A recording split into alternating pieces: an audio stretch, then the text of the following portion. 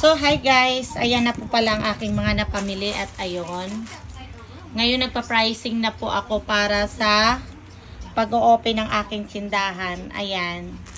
Siya nga pala, binibenta ko po ito ng 11 pesos. Kayo guys, magkano ba ang benta nyo sa Lucky Me Beef na beef? Ayan. And yung mga napamili ko kahapon, worth 15,000. Ayan na siya, madami-dami na.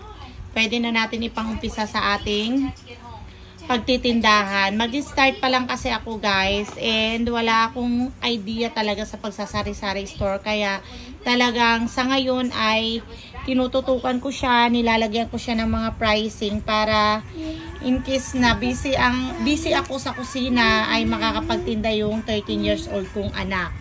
So ayan guys, marami-rami na rin yung 15,000 natin, and makakapuno na rin ang ating pinamili.